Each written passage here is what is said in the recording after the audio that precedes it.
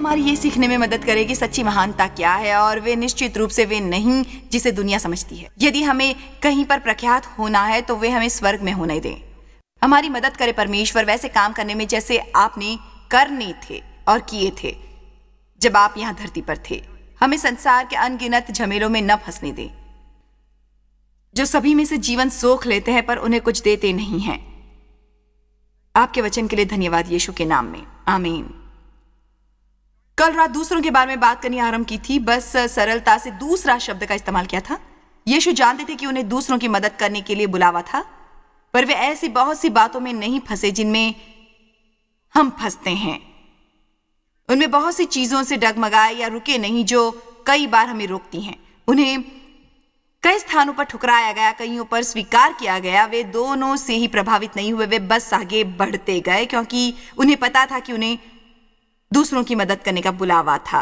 उनका एक ध्येय और एक दर्शन था।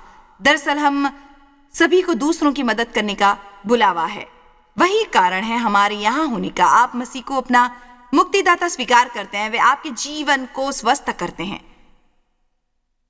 पर वे केवल इसलिए आपको स्वस्थ नहीं करते ताकि आप स्वस्थ होकर कहीं पर बैठे रहें। मैं दोबारा यही कहूंगी, वे इसलिए हमें स्वस्थ नहीं करते कि हम बैठे रहें आराम से गर्म और स्वस्थ। वे हमें स्वस्थ करते हैं ताकि वे हमें इस्तेमाल कर सकें जीवित गवाह के रूप में। वे हमें उसके बाद इस्तेमाल करते हैं अन्य लोगों के दिलों को उसी सच से अवगत कराने के लिए जिसे हमारा दिल जानता है। यदि आप एक मिनट के लिए भी सोचें कि हर वो व्यक्ति जिसे मदद चाहिए वो गिरजे में आने वाला है ताकि कोई प्रचारक उसकी मदद कर सके, तो ये आपकी गलत फहमी है। उसके लिए ये जरूरी होगा कि हर एक व्यक्ति जो अपने को मसीह कहता है, जिसे एक रणनीति की दृष्टि से इस ग्रह पर कहीं स्थापित किया गया है, चाहे वो कहीं पर रखवाला हो या किसी कंपनी का अध्यक्ष या नर्स या डॉक्टर, किसी दुकान में क्लर्क या उन कई लाखों कामों में से एक करता हो जो हम कर सकते हैं। देव और मुझे हमेशा हैरानी होती है, कई बार हम किसी को देखते हैं लंबे डंडों से बने मचान पर खड़े होकर ऐसी इमारत में खिड़कियां साफ करते हुए जो 50 मंजिला होती हैं। हम सोचते हैं आखिर कौन ये काम करना चाहेगा, पर परमेश्वर अलग अलग लोगों को अलग अलग योग्यताएं देते हैं और वे हम सभी को कुछ करने के लिए अलग अलग अनुग्रह देते हैं। और उन्होंने हमें जहां रखा है हम एक उद्देश्य से वहां हैं, और हमें यह समझना है कि हम वहां एक उद्देश्य के लिए हैं और हमें अपनी आंखें खुली रखनी चाहिए। हमारी मदद करें परमेश्वर उसकी ओर ध्यान देने में जो हमारे आसपास हो रहा है, और ये विश्वास करने में कि परमेश्वर हमारे द्वारा काम करके उससे निपट सकते हैं। मैं इसके साथ ये भी जोड़ना चाहूंगी कि यदि आप वे करना नहीं सीखेंगे जिसके बारे में मैं बोल रही हूं, आप कभी प्रसन्न नहीं होंगे। आमीन। मैं कई वर्षों तक गलत तरीके से जीती रही। मैं वर्षों तक अपने बारे में सोचती रही, मेरा क्या होगा, मेरा क्या होगा, मेरा क्या होगा, मैं। यदि सभी कुछ मेरी इच्छा के अनुसार न होता तो मैं क्रोधित हो जाती थी और क्रोधित होकर कुछ भी कह देती थी। मुझे समझ न आता मैं क्यों प्रसन्न नहीं थी। परमेश्वर, मुझे समझ नहीं आता था मैं क्यों प्रसन्न नहीं हूँ। मैं आत्मिक युद्ध की सभाओं में गई हूँ, मैं एक विश्वासी स्त्री हूँ, मैंने टी-शर्ट भी खरीदे हैं, टेपें भी ली हैं, सभाओं में गई हूँ। आप जानते हैं, आप में से कितने जानते हैं ये, मैं तब तक शैतान को फटकारती रही जब तक मेरे पास फटकारने के लिए कुछ नहीं बचा, पर फिर भी मुझ पर हावी था वो। मैं कहती थी मैं नहीं जानती मेरी क्या समस्या है, मैंने क्या गलती कर दी। आखिरकार उन्होंने मुझे बताया, यदि आप सचमुच जानना चाहते हो आपके जीवन में क्या गलत है, परमेश्वर आपको बताएंगे। यदि आप सचमुच जानना चाहते हैं आपके जीवन में क्या गलत है, परमेश्वर को आपको बताने में खुशी होगी। पर अधिकांश मौकों पर हम सुनते नहीं हैं। मैं परमेश्वर की एहसानमंद हूं कि मैंने अपने जीवन के उस मकाम पर भी जहां मैं सत्य को सुनने को तैयार थी, उन्होंने कहा तुम स्वार्थी हो, सत्य को सुनने को तैयार नहीं। उन्होंने कहा प्रेम पर अध्ययन करो, तुमने समृद्धि का अध्ययन किया है, पर प्रेम का कितना अध्ययन किया है? तुमने चंगाई का अध्ययन किया है, मैंने चंगाई का अध्ययन करने में कई वर्ष बिताए हैं, पर प्रेम का अध्ययन कितना किया है? मैंने शक्ति का अध्ययन किया, मैंने एक विश्वासी के अधिकार का अध्ययन किया है, पर मैंने कितना समय बिताना था प्रेम का अध्ययन करते हुए। मैंने पिछले वर्ष लव रेवोल्यूशन नामक बढ़िया किताब लिखी थी। मेरे विचार से वो मेरे द्वारा लिखी सबसे बढ़िया किताबों में से एक है, और आप उनमें से कुछ होंगे जिन्होंने वे पढ़ी है, और मेरा मतलब है, मैं सोचती हूँ, मेरे विचार से मेरा मतलब है, मैं उसकी शक्ति के बारे में जानती हूँ जो उस किताब में है।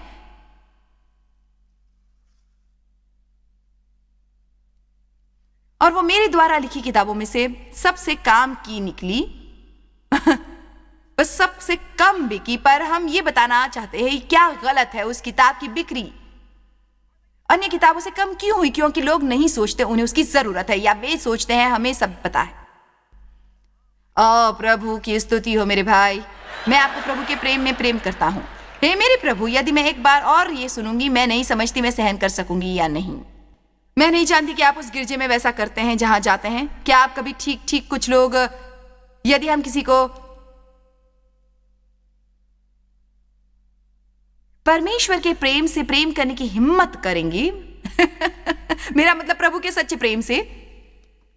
हे प्रभु, सोचिए परिस्थितियां कैसे आमूल बदल जाएंगी और निरर्थक बातें, आंकना और आलोचना नहीं होगी, आवश्यकताएं पूरी की जाएंगी, सभी को शामिल किया जाएगा। हमारे ऐसे छोटे छोटे समूह और टोलियां न होंगी जो अपने को श्रेष्ठ समझते होंगे। ओह, आज मैं खुद को अधिक श्रेष्ठ समझ रही हूं।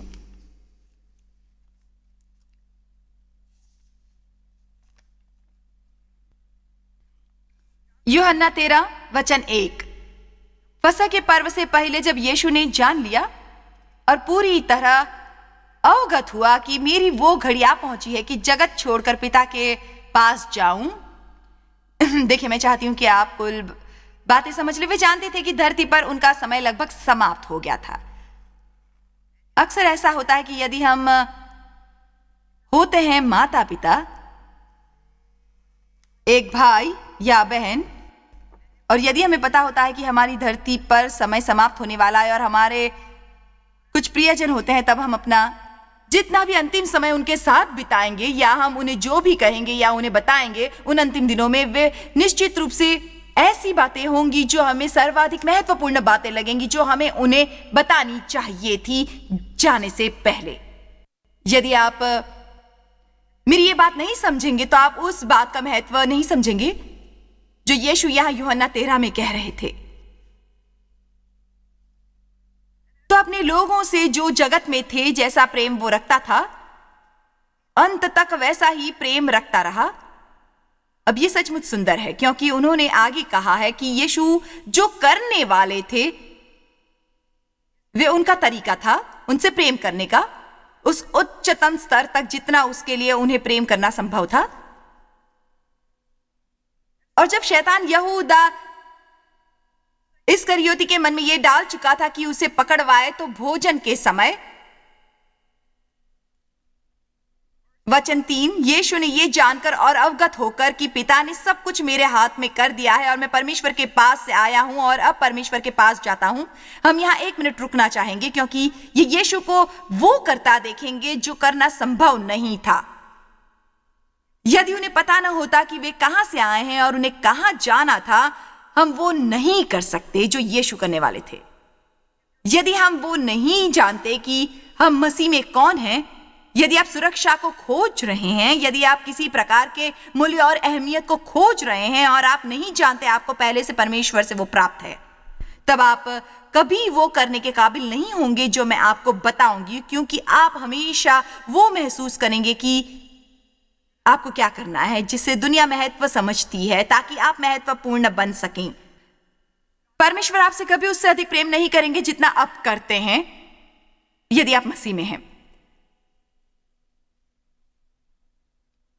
मैंने हाल ही में एक किताब पढ़ी थी जिसमें कुछ लिखा था जो मुझे बढ़िया लगा। लिखा था, दुनिया का सबसे महत्वपूर्ण काम है परमेश्वर को जानना, और दूसरा महत्वपूर्ण काम है यह जानना कि आप कौन हैं मसीह में। मैं बता सकती हूं कि यदि आप ये नहीं सीखेंगे, तब आप अन्य कोई भी बात नहीं समझ सकेंगे। आप हमेशा संघर्ष करते रहेंगे, क्योंकि जब तक हम जान लें कि हम परमेश्वर से आए हैं और हम यहां एक उद्देश्य से आए हैं और मसीह के द्वारा हम परमेश्वर के पास लौटने वाले हैं और हमारा सभी कुछ उनके हाथों में है, हम सचमुच वो नहीं कर पाएंगे जो करने के लिए परमेश्वर ने हमें यहां भेजा है। क्या आप यहां तक मुझसे सहमत हैं? यदि आप ये नहीं जानते होंगे कि परमेश्वर आपसे प्रेम करते हैं और आप मसीह में कौन हैं, तब आप क्यों नहीं लेते एक बढ़िया लंबी छुट्टी अध्ययन के लिए और ये बात समझ लेते क्योंकि इसे प्रथम होना चाहिए। भोजन पर से उठकर अपने कपड़े उतार दिए और नौकर का अंगोछा लेकर अपनी कमर बांधी।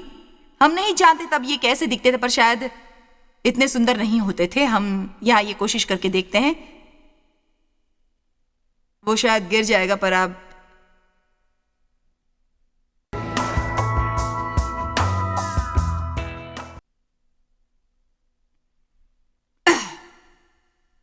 बात समझ गए, ठीक है ना? हाँ। भोजन पर से उठकर अपने कपड़े उतार दिए और सेवक का अंगोछा लेकर, और वे उससे कहीं अधिक प्रभावशाली था जैसा आपने मुझे अभी करते देखा था, क्योंकि तब सचमुच ऐसे लोग होते थे जो मेहमानों के पांव धोते थे, क्योंकि तब सभी लोग सैंडल पहनते थे और सड़कें बहुत गंदी और धूल भरी होती थीं। और आप कल्पना कर सकते हैं कि वर्षा होने पर उनके पांव कितने गंदे होते थे। पर वे लोग जो पांव धोते थे, मुझे विश्वास है कि सबसे निचले स्तर के समझे जाते थे। घर के सभी नौकरों से भी पांव धोने वालों को समझा जाता था सबसे निम्न स्तर का, जो स्वयं परमेश्वर थे, परमेश्वर का वचन थे, जिसने देह धारण की थी, जो कभी देने वाले थे एक मूल्य हमारे मोक्ष का, और वो करने वाले थे, वो ऐसा काम करने वाले थे जिसे करने के लिए परमेश्वर ने उन्हें भेजा था। जब वे भोजन करके उठे और उन्होंने सेवक का अंगोछा लिया और उसे अपने आसपास बांधा, तो उससे सभी को धक्का लगा होगा जो कमरे में थे। हाँ, तू क्या कर रहा है? तू क्या कर रहा है? तब बर्तन में पानी भरकर चेलों के पांव धोने और जिस अंगोछे से उसकी कमर बंधी थी उसी से पोंछने लगा। सो आज मैं आपको व्यवहारिक रूप से ये संदेश सिखाने वाली हूं, और मैं धोने वाली हूं 3 लोगों के पांव, और उनमें से हर एक लोगों के एक समूह का प्रतिनिधि है। हम ये देखेंगे कि चाहे हम कुछ पांव धोने को तैयार हो भी जाए, तब भी कुछ पांव को धोने के इच्छुक होंगे, परंतु कुछ को नहीं। मुझे ये नहीं मान लेना चाहिए था कि आप सभी जानते हैं कि मैं क्या कर रही हूं, पर आप निश्चित रूप से जानते होंगे कि बात दरअसल पांव धोने की नहीं है। आप जानते हैं ना कि उन्होंने ये उदाहरण के लिए दिया ताकि लोगों को दिखा सकें कि उन्हें कैसे जीना था। यहां संदेश यह है कि एक सेवक बनना सीखें, अन्य लोगों की सेवा करना सीखें। आप कहेंगे मैं सेवकाई में जाना चाहता हूं। प्रचारक शब्द का मतलब है सेवक। तो सबसे पहले मार्टिन, मैं आपके पांव धोना चाहूंगी। क्या मैं आपके पांव धो सकती हूँ? मार्टिन स्मिथ यहां ऊपर आइए, मुझे आपके पांव धोने दीजिए। अब मुझे मार्टिन स्मिथ के पांव धोने में कोई आपत्ति नहीं है। ये आराधना के एक प्रख्यात मार्गदर्शक हैं। मैं असल में मार्टिन को और गहराई से जानना चाहती हूं, और ये कहना कितना बढ़िया लगेगा कि मैंने मार्टिन स्मिथ के पांव धोए थे। बस वहीं बैठिए और अपने पांव उस पानी में डाल दीजिए। भाई, मैंने इनसे कहा था कि यहां आने से पहले पांव धोकर आए। अब सुनिए, मैं गंभीर हूं। जानते हो, ये असल में प्रतीक है। और आप जानते हैं, इस पूरे कार्य में आप सचमुच एक दिलचस्प बात देखेंगे। मैं 1-2 ऐसी जगहों पर गई हूं जहां सचमुच पांव धोते हैं, और ये एक विनम्र बनाता है। अक्सर ये अपने पांव धुलवाने वालों के लिए अधिक विनम्रता का काम होता है पांव धोने वाले की तुलना में। आप कुछ ही मिनटों में ये देखने वाले हैं कि जब यीशु ने पतरस के पांव धोने चाहे, पतरस ने कहा, तू मेरे पांव कभी न धोने पाएगा, मैं तुझे वैसा करने नहीं दूंगा। मार्टिन और मुझ में केवल तभी सच्चा संबंध हो सकता है यदि हम एक दूसरे के लिए कुछ करेंगे, और ये अक्सर ऐसे बड़े काम नहीं होते जिन पर लोगों का ध्यान जाए। ये ऐसे छोटे काम होते हैं, जैसे तुम्हारे पांव गंदे हैं, चलिए मैं इन्हें आपके लिए धोती हूं मेरे भाई। मेरे ऐसे करने का क्या मतलब होता है? उसका मतलब है, मार्टिन, मैं तुम्हारी सेवा के लिए यहां हूं, मुझे आपसे प्रेम है। मेरे विचार से आप परमेश्वर के एक उत्तम मनुष्य हैं, और मैं न केवल आपकी आराधना की कदर करती हूं, बल्कि आप एक बहुत अच्छे मनुष्य भी हैं, बहुत अच्छे मनुष्य। आमीन।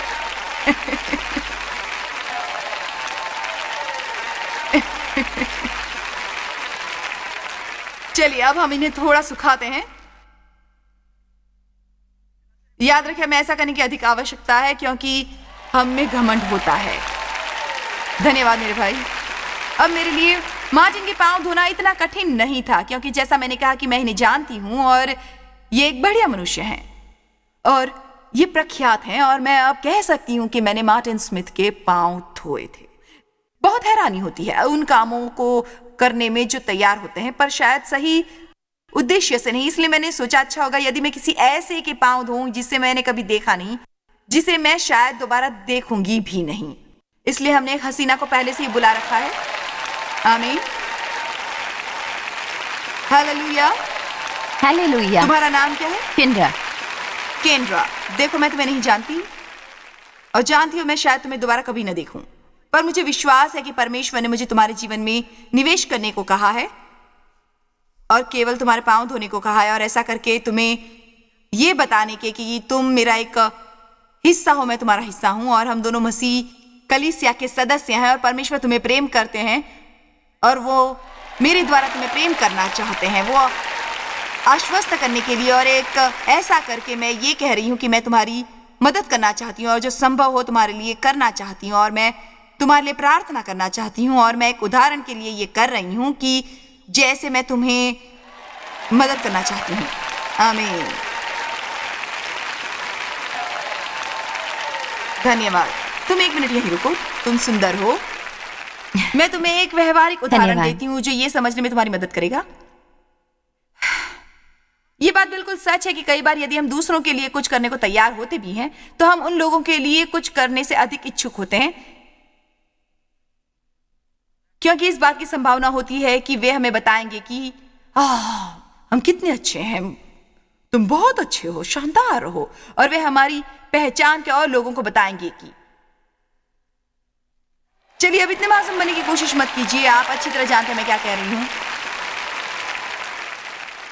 पर जब किसी ऐसे के लिए कुछ करने की बारी आती है जिन्हें आप नहीं जानते, जिनके बारे में कोई प्राकृतिक दिलचस्पी नहीं होती सिवाय इसके कि परमेश्वर उनसे प्रेम करते हैं, तब ये बिल्कुल अलग कहानी होती है। एक उदाहरण, मेरा मतलब है मैं ऐसी बहुत सी बातों में से गुजरी हूं, इसलिए मैं अब जानती हूं बहुत समय तक ये गलत करती आई हूं, पर परमेश्वर का धन्यवाद कि मैंने कम से कम उसे सही करने के बारे में कुछ बातें सीखी है। मेरी बेटी, मेरी नातिन एक छोटी बच्ची के साथ स्कूल गई जिसके बहुत टेढ़े मेढ़े दांत हैं, उसके सभी स्थायी दांत नहीं आए थे, इसलिए मुंह में गड़बड़ी मची थी और आखिरकार वो एक नन्ही बच्ची है, वो शायद 10-12 वर्ष की है, मैं ठीक से नहीं जानती, इसलिए वो कभी अपना मुंह खोलना नहीं चाहती थी और वो हर वक्त अपने मुंह पर हाथ रखे रहती थी और वो हर समय नीचे देखती रहती थी।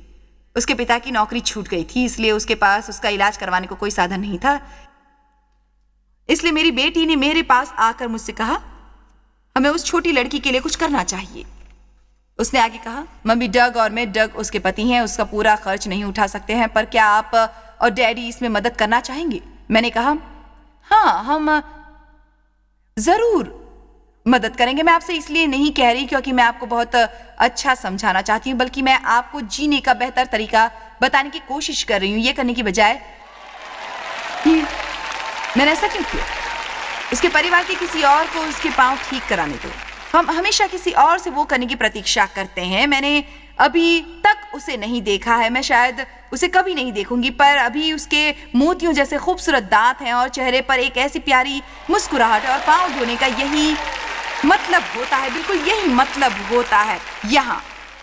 बहुत बहुत शुक्रिया ये सुनने के लिए। अब लोगों की एक अंतिम श्रेणी है जिसके पांव धोने सचमुच कठिन होते हैं और वो है परिवार।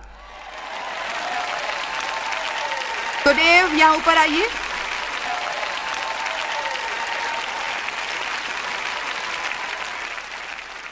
मैं अब आपको कुछ बताती हूं, आप तुरंत समझ जाएंगे। यदि मैं अपने सैंडल जूते निकालूं और कहूं आप में से कौन मेरे पांव धोएगा? ठीक है, जरा इन्हें देखिए, बताइए क्या होता है यदि आपके पति कहते हैं प्रिय क्या तुम मेरे पांव धोगी? पागल हो गए हो?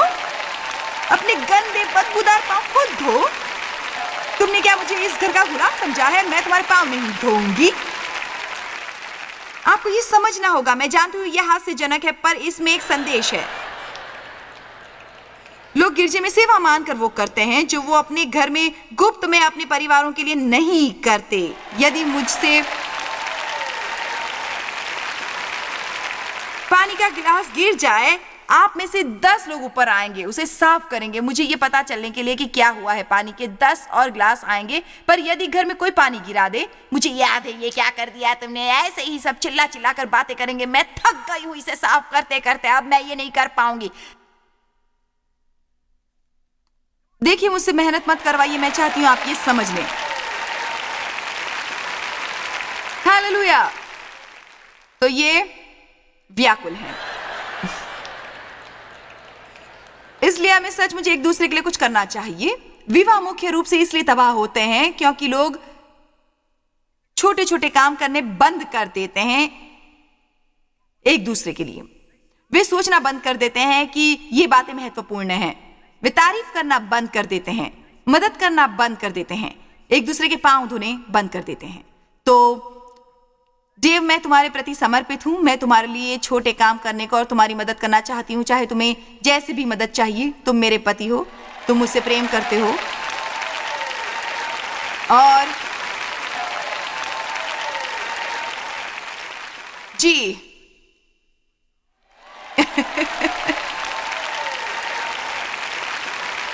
घर में ऐसा ही होता है, हम इन्हें उंगली थमाते हैं और ये कंधा पकड़ लेते हैं। यही होता है। हाँ, धुल गए पाँव, मुझे उन्हें सुखाना होगा। इनका आदेश है, ठीक है, ये टीवी पर बहुत बढ़िया लगेगा, है ना? मैं बता रही हूं। यहां से चलते बनिए।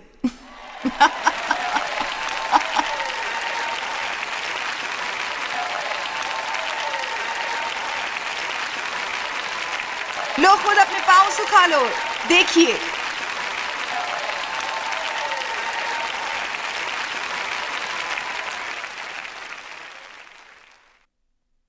मेरी बात याद रखिए, मैं उसके बारे में बहुत गंभीर हूं जो मैं कह रही हूं। आज बहुत से विवाह टूट रहे हैं क्योंकि लोग ऐसी सोच के साथ विवाह करते हैं, आप मुझे प्रसन्न करने के लिए क्या करने वाले हैं। उन्हें यह नहीं समझ आता कि वे उल्टा कर रहे हैं। आप जो भी संबंध बनाएं, जो भी संबंध स्थापित करें, आपको सबसे पहले सोचना चाहिए, मैं तुम्हारा जीवन बेहतर कैसे बना सकता हूं, मैं तुम्हारी मदद कैसे कर सकता हूं, तुम्हें प्रोत्साहित कैसे कर सकता हूं, तुम्हारा मनोबल कैसे बढ़ा सकता हूं। तुम्हारे अंदर कुछ होता है जो विरोध करता है, पर मेरा क्या होगा। क्या आप कई बार अपनी जीव की गहराई से यह आवाज नहीं सुनते, मेरे लिए कौन कुछ करने वाला है। बात दरअसल यह है कि यदि हम दूसरे लोगों की सेवा करेंगे, जिसकी भी कर सकते हैं छोटे तरीकों बड़े तरीकों द्वारा, मैं जिसकी बात कर रही हूं वे छोटी छोटी बातें हैं जिनकी ओर अधिकतर लोगों का ध्यान नहीं जाता, पर आपको पता होता है जब परमेश्वर आपके दिल में बोलते हैं और आपसे वो करने को कहते हैं। परमेश्वर की दृष्टि से देखें तो सच्ची महानता का मतलब है दूसरों का भला करना। हम लोगों से कैसा बर्ताव करते हैं वो बहुत महत्वपूर्ण है और हमें वे करने को तैयार रहना चाहिए, चाहे हमें उसके लिए कोई भी बलिदान देना पड़े। भला करने के अंतिम नतीजे आपको हमेशा आशीष देते हैं। यूहन्ना 13:17 हमें दूसरों के लिए आशीष बनना सिखाता है और लिखा है, तुम तो ये बातें जानते हो और यदि उन पर चलो तो धन्य हो। तो हम ये निश्चित करना चाहते हैं कि हम दूसरे लोगों की मदद कर रहे हैं। मैंने कुछ वर्ष पहले जो आवश्यक हो मदद प्राप्त कीजिए और जाकर दूसरों की भी मदद करिए।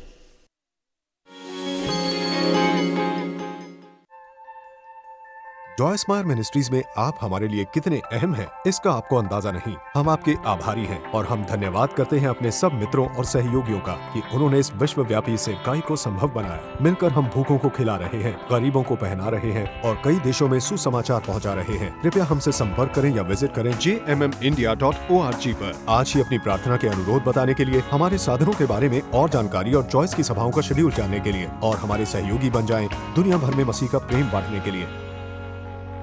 ये कार्यक्रम जॉय स्माइल मिनिस्ट्री के मित्रों और पार्टनर्स द्वारा प्रायोजित है।